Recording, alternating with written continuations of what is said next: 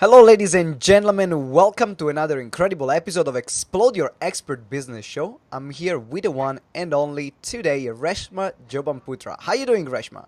I'm very well, thank you, Simone. Very well. Very excited to be here. Fantastic. I'm excited about this interview because we are going to talk about career transition. We are going to talk about career change and amazing work that you do in this field. But before we get into some more like strategies and tips and tools, why did you get passionate about this? What's your story? Yeah, absolutely. Thanks for that question. The reason why I'm so passionate about this is that for 13 years, I did something which, maybe a lot of people would look at and they'd say, wow, you're so lucky. And from the outside, I'm sure that it looked like I had the best job in the world. So for 13 years, I stayed at that. I always knew it wasn't for me. What job was that? So I was working in Africa. I was working for the family business. We manufacture water treatment chemicals. And I just knew it wasn't for me. And I was not for that.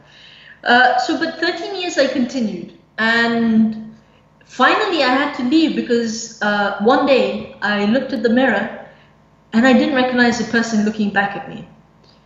And that was the turning point. I realized that I had to go, otherwise something worse would have happened to me. Right. And that began my career transition journey. But why I'm so passionate about this is two reasons. When I started my journey, it was one of the most exciting, but also one of the scariest things I've ever been through. Anybody that transitions, I'm sure that when you transition, you had very similar feelings as well. Yeah. And I wish there had been somebody there. I wish that there had been somebody there to help me through it, to help me through the really low points, but also to celebrate those triumphs with me. And just somebody there to say, you know what, you're on the right track. Just a pat on the back, just this reassurance and really helping me get through it. The second reason is that I know what it feels like. I know the agony of being trapped at a job that's not for you, that you hate, or it's not for you. But I also know the joy of doing something that you truly love, which is what I do now. And I really want people to experience that. I'm curious to hear what was your career transition, because you said so you were working in a family business. Yes. And then what happened next? What kind of job did you find later? What was your journey? So, what happened is that, yes, I got to that very low point and then I decided to leave. As I mentioned, but that was just the beginning of a whole new journey. Because I didn't have anybody with me, so there was this big relief of, okay, that part of it is done, but there was also this feeling of that was all I knew. So there were times when I craved to actually go back to that, which was so surprising. But it was interesting. Initially, I tried to keep thinking, and that was a big mistake. I kept trying to figure it out, because when I kept trying to figure it out, I kept thinking about things which were very similar to what I was doing. And of course, when you look back on it, and logic tells you if you're doing something that makes you unhappy, doing something very similar is not going to it's not the smartest choice. No. Exactly. But that was the rational part. That was the logical part. Yeah. And I realized I was getting frustrated because this was 3-4 months afterwards. I still had no idea what I wanted to do. And one day I gave, a cousin of mine got married, and she said that, would you mind giving a speech for me? And I said, yeah, I don't mind at all. And it was when I did that and the feedback from that, but that feeling of getting up on stage and being able to show people what's so wonderful about her, about my cousin, and, wishing them all the best and really being able to highlight her as a person, I realized this is it. This is what I want to do.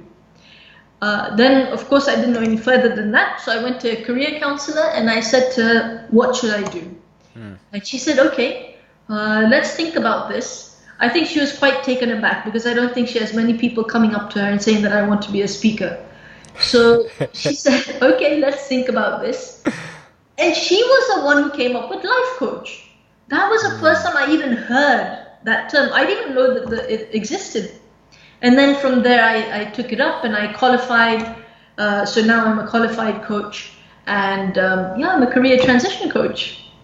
That's so fascinating. In particular, it reminded me of when I left my career in catering industry.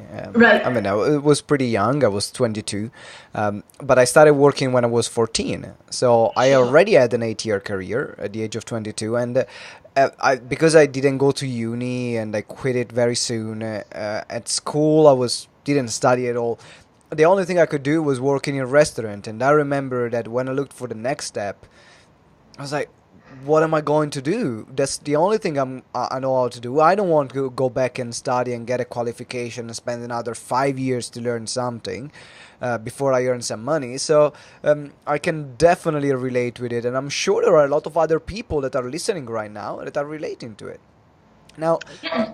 I know that this podcast mainly is about business owners and is called Explode Your Expert Business. But what I want you to understand, if you're listening right now, is that you can be an expert even if you are in a job, even if you are in a career. Because then there are two paths that you can have as an expert. One is to create your own business, and we have a lot of episodes around it.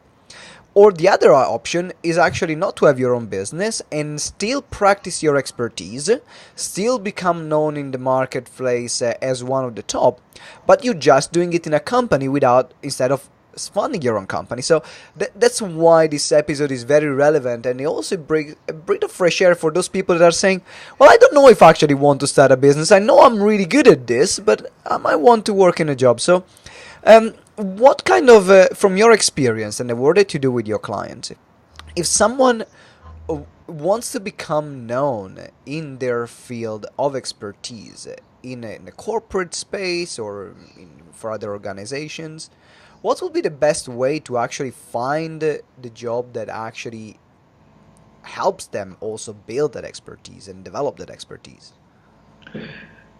Thank you for that, Simone. And it's, you know what, when I say it, people are going to probably going, oh, did I listen to this interview just to hear that word? But actually, the word is ask. So transitioning, just as you mentioned, can mean somebody who wants to still stay where they are or still stay in the field that they are, but they want to transition to something else that speaks more to them.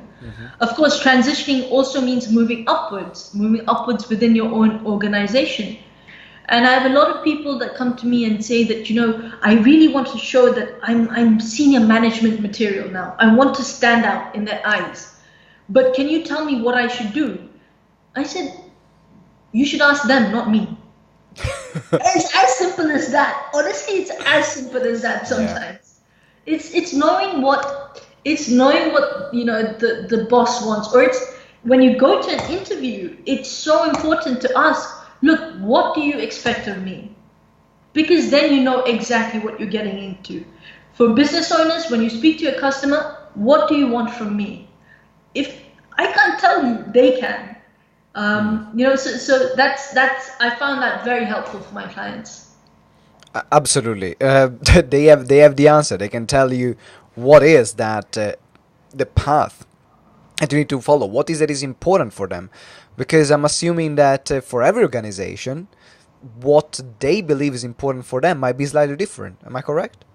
Absolutely, and just showing that enthusiasm, just going up to them and saying, you know what, I'm here, what do you need from me? That just makes such a big difference, because there's very few people who do that. So that enthusiasm and that attitude really marks you out as somebody exceptional. Yeah, and this is even if you're a business owner and you're having your own business, that's the same. Ask your clients. Exactly. Ask them, what is that you want from me? What is that is important? What is that I can give you? And then they will give you the answer. And the other thing you need to do now is to be able to deliver to that point. Exactly. But now let's look at the scenario of someone transitioning to another career. Now they need to change career and they still want to maintain, they want to have a good position. They are already good, they have already an expertise, they've already worked for many years in that field. how can they find the right place which pays them well and also helps them again being established in that industry? Do you have any idea or any tips for that?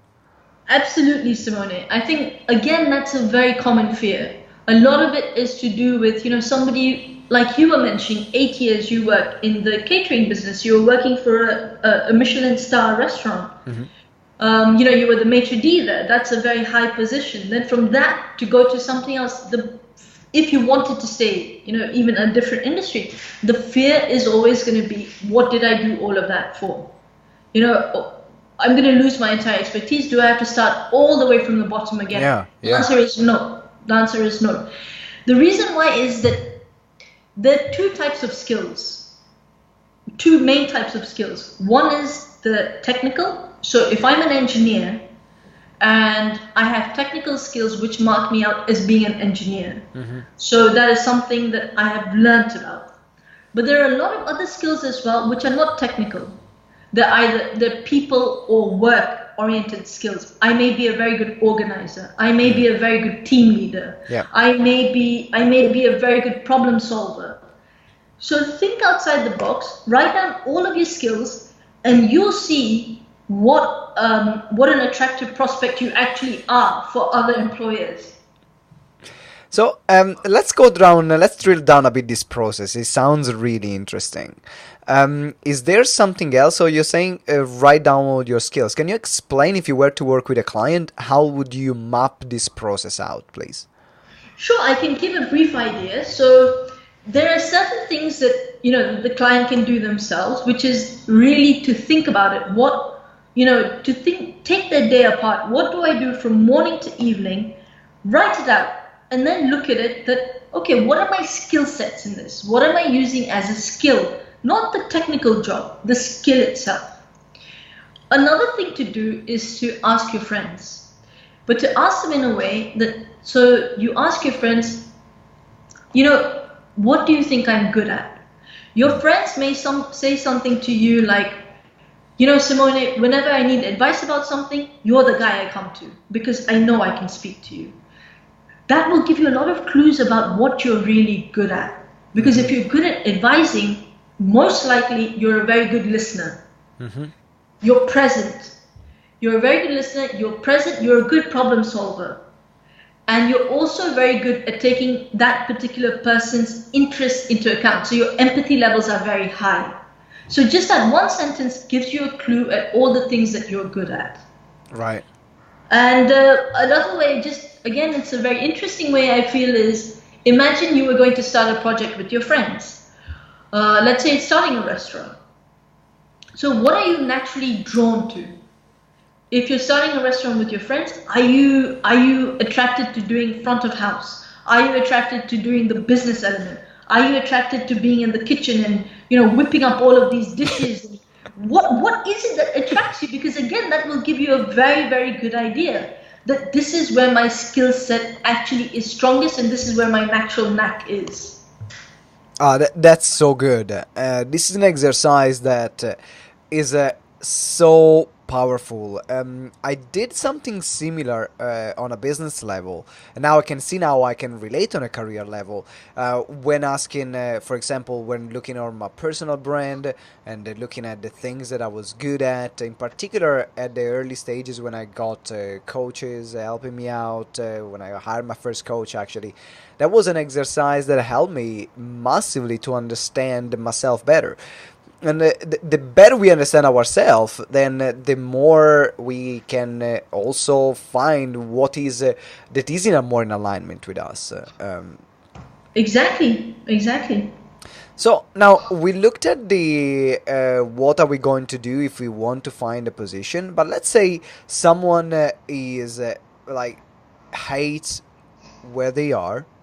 And maybe they've been in the business that they understood is not the right business for them, but they got sucked up into that, or a job in the same, and now they want to completely change industry. Now they went to coaches, they went to career counselors, they went to people helping them out, and now they've realized, I got to do something different.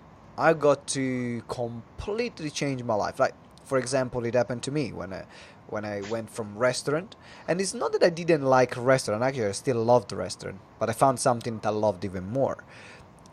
But I didn't have a clue about how to become a coach, how to become a speaker at that time. And there are people that are transitioning career and they want to start something completely new. What is the best advice that you can give in that situation? The best advice is, first, forget everything you know. That's the first thing. Forget everything. Tell me more about that. That's interesting. Tell me more. The thing is that we're a product of our skills. We're a product of, we're a product of what we've done for so long, because that comes to us as second nature. Yeah. And we dwell on that so much. So, I read this somewhere, which I thought was a very funny description, that a CV is basically things that I don't want to do anymore. So throw that away. Forget about what you've done in the past. This is now about your future. Right. So think with a completely fresh mind. Come in with no preconceptions and let go of the fears. I think some of the most difficult things, especially in business, and I relate to this so much as a business owner as well, is these fears that come up. That if I withdraw from this business, does it mean, what are people going to say? The fear of failure, the fear of appearing not to be a success in other people's, eyes or whatever. Yeah. And the thing is that, it happens to everybody. And the simple answer is, you're the only person who has to live your life, not them. And these are going to be the same people when you're really successful in another business who are saying, you know what, Simone, I always knew that this is what you're going to be good at. Why didn't you tell me there? Yeah, people are like that, people are like that. Oh, it's so good. So what kind of fears, you mentioned fears, what kind of fears are the most common from the people that you work with during this period of transition of doing something completely new, completely different? It tends to be fear of the unknown, and which also encompasses fear of failure. So fear of failure in terms of, what if I don't get another job? What will I do then? What if I end up in a job which is even worse than what I'm doing right now? Right. What then? So these are some, what about, all of my friends are in this industry, because as business owners, for example, your friends tend to be other business owners. Mm-hmm. If you're an engineer, your friends tend to be other engineers. So I'm going to lose all of my friends. Mm. So, these are some very, very common fears which are out there. So the best thing, I think, that to deal with those particular fears is, first of all, changing your career is not a life sentence. If it doesn't work, it doesn't work. Okay, come back. It's not that you are now forever banned from going back into that career that you were actually in originally. Take it as, 1 year. 1 year, it works, doesn't work. Okay. It's not a life sentence. It's not that you will now forever be, punished into staying in another career for the rest of your life. Yeah. Police are going to come and arrest you if you do that, Yeah. So what I'm hearing you saying is about having the flexibility to say, hey, let me give it a go. Exactly. Would you suggest to have a contingency plan? Because there are two kind of theories, right? There is the theory of, burn the ships, don't look back, only one way forward. And then there is also the theory of saying, and a way of thinking, say, okay, you know what? Have also plan B, because maybe plan A is not going to work. At least you can fall back on plan B. Where do you stand? What's your belief around that? So I think that's a very good question. I think you can burn your bridges as long as you're sure that you're on shore and you're not in the middle of the lake. So I love this. I absolutely love this. If you're on solid ground, burn the bridges. But look, everybody has obligations. There are people with families, or we have mortgages, or we have all of these financial obligations. We have other social obligations. Be prudent. Make sure that you have some savings there, and make sure that those are savings that you're happy that, look, worst comes to worst, if I lose it, I lose it. I'm okay with that.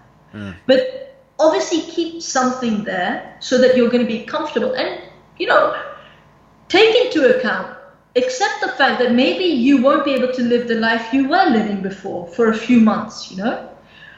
Maybe it means not eating out 2-3 times a week, whatever it is. You know, there are ways to cut back, and there are ways in a sharing economy. Rent out a room in your house, you know, Airbnb, everybody can do that these days. I mean, there's so many ideas like that.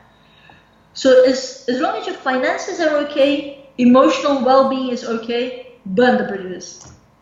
I like that. It's about doing things with. Is about making sure you don't put yourself and your family, if you have a family, in too much trouble. Exactly. While you are building and while you are transitioning, because remember, this is the key word: is a transition period. And maybe if you think about how long it took you to build the first career that you had, that might take probably the same time to build the next career. Maybe a bit less because you have more experience and you have more life experience, but there is going to be still a time where you're getting yourself known for something. And it might take 3 years, it might take 4 years, it might take 5 years, it might take a year, we don't know. Every person has a different journey. But make sure you are prepared. It's Reshma is suggesting, make sure you are prepared for it. So then, you know, best case scenario, everything works. Worst case scenario, you still have a food over your roof over your head and food on your belly for you and your family. Exactly. Awesome. Now, I want to get to the point where we are talking about lifting the veil now. And this part is that part of the interview where I ask all my guests, what is something like a tool or a strategy or maybe a habit that they have or a book that they have discovered, that they've read recently, or an app that they use, which makes a difference in their lives, in their business. So what is that thing for you at the moment? For me, at the moment, I have to say that it may again seem very simple, but I feel it has changed a lot for me. Now, I've not done NLP before, but I heard this from somebody who has done NLP recently, and they said there is no failure, there's only feedback. And that has made such a big difference, because when you do start your own business, you have to be ready that maybe you're going to have to call 100 people on the phone, you know, and say that, look, would you like me to come and speak for you, or whatever it is, you know. Out of those 100, 95 may say no, that's not failure, that's only feedback. So don't take it to heart. It's nothing to do with you. It's feedback. Maybe they're not in the right place, or what you're offering is not right for them. Whatever it is, that's only feedback. It's not failure. And how do you, when you apply this to yourself, how do you distill the feedback? Do you have like a process or a mental process or something, or an exercise that you do to be able to separate actually and to distill the feedback that you're getting? I don't have an exact exercise, Simone, but what I do is that I will always ask. I'll always ask that, you know, okay, fine, no problem, but out of curiosity, could you please tell me why? And most people will tell you why. Yes. And you can really use that. And you know, sometimes it will be, the first few times it might be quite uncomfortable, because when someone says no, the first thing you want to do is just close the call and say, okay, goodbye. So that you don't want even to say, okay, tell me why no, like, give me a bit more pain right now, please. But that's how you get better. Exactly. And you may learn that it's nothing to do with you. It could just be something to do with them, you know. So it's it's absolutely fun. So now we are almost at the end of our interview, Reshma. I absolutely loved it. Now you are one of our awesome lifetime members, and what I would love to ask you, what was the reason why that made you join the lifetime membership? What was your journey there? For me, I think it was, I love the title of GTeX, Growing Together Exponentially. I just love this, you know, the idea and the community that we're all together, we're all for each other, and we're all going to be successful, and we're going to do it together. We're so supportive. If anybody has a tip about something and it's not for them, they'll tell another person that, you know what, this person wanted to do this, but I can't, but I think you can. so supportive, and I think as a business owner, you really do need that. A lot of people who may be working somewhere, one of the things that happens is, like the NatWest ad says, that it's great to have nobody to answer to, but not so great to have nobody to talk to. Yeah, that's true. Yeah. And it's a really positive. The value you get is incredible. It's just seriously incredible. The tools, the value. Like, honestly, I cannot say enough about it. Honestly, genuinely. Oh, well, thank you very much. And if you're listening right now, and you can scroll in the description of the podcast, and there is a link where you can book a call with our team and see how we can work together, how can you become part of our GTeX family. Now, it's time to wrap up this interview. Thank you very much, Reshma. For people that said, oh my God, I really loved your energy, I really loved what you share, I'm in a period of transition, or I would love to follow you and see your content that you put out there, where can people find you? Absolutely, Simone. So they can get me on Facebook. Just type in my name and I'll come up. My name is Reshma, Reshma, surname Jobanputra, Jobanputra. Same name on LinkedIn. Or just email me directly. What are all these formalities for? Just email me directly. So that's Reshma at Iridium, IRIDIUM, lifecoaching.com. So Reshma at iridiumlifecoaching.com, and immediately you can ask Reshma any question. And also, if you're interested in working with her, if you need some support in your transition, in your career transition, maybe you are transitioning from a career to a business, then Reshma is the right person for you.